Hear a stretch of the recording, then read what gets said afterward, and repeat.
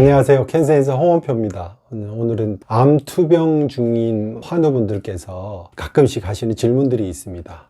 생선회가 먹고 싶다, 초밥이 먹고 싶다, 굴을 먹고 싶다, 이렇게 이제 어패류 있잖아요. 이런 것들을 먹고 싶은데 이걸 먹어도 되느냐, 이런 질문들을 많이 하십니다.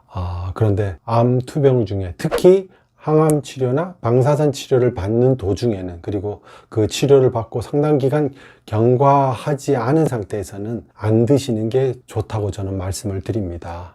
사실 요즘 한겨울인데 생선을 먹고 또는 굴 요리 같은 걸 먹고 식중독에 걸렸다는 분들이 많아요. 암 환우가 아닌 분들도요. 그러니까 그만큼 어류와 폐류에는 세균들이 많습니다. 기본적으로 암에 걸렸다는 것 자체가 면역력이 떨어져 있는 상태잖아요. 그렇죠?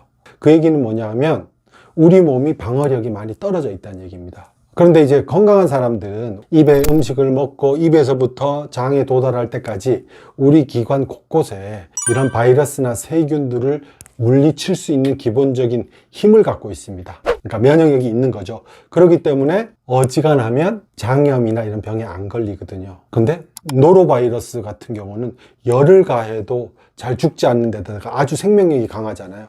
근데 건강한 사람도 사실은 겨울에 노로바이러스에 걸려서 아주 오랫동안 고생하는 사람들이 있습니다.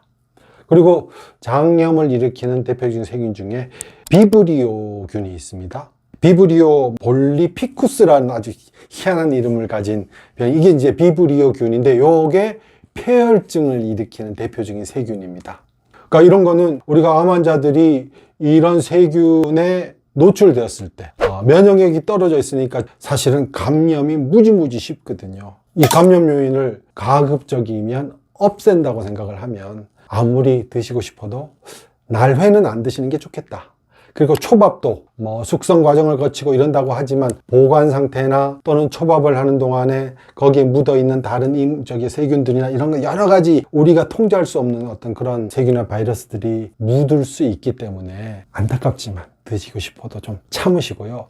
생선을 꼭 먹어야겠다, 단백질 보충을 위해서, 이러면 익혀서 드시는 방법이 있잖아요. 이왕이면 푹 익혀서 구이를 하더라도 탈 정도로 굽지 않으면 또 잘 열이 안 닿는 부분이 있거든요. 그런 부분에는 또 거기도 세균이 남을 수 있고, 굴 같은 경우는 되게 잘 안 익거든요. 그리고 노로바이러스가 열에 아주 강하기 때문에, 그래서 한번 감염되면 치명적일 수가 있습니다. 그래서 어떤 생선이나 날생선, 날어패류 이런 것들은 어쨌든 우리 몸이 내 면역력이 어느 정도 이제 좀 회복이 됐어라고 자신할 수 있을 때까지는 안 드시는 게 좋겠습니다. 자, 그리고 생선 캔이 있습니다. 참치 캔, 꽁치 캔. 사실은 캔은 날 게 아니잖아요. 이미 캔에 넣기 위해서 이미 소위 말하면 조리 과정을 거치는 거죠. 거기에 적당한 이 맛을 내기 위한 것도 좀 넣고 그 다음에 익히고 해서 집어넣기 때문에 날 생선만큼 바이러스나 세균에 오염될 위험성은 없습니다. 근데 이제 캔에 들어가 있는 그 만듦 자체가 인공적인,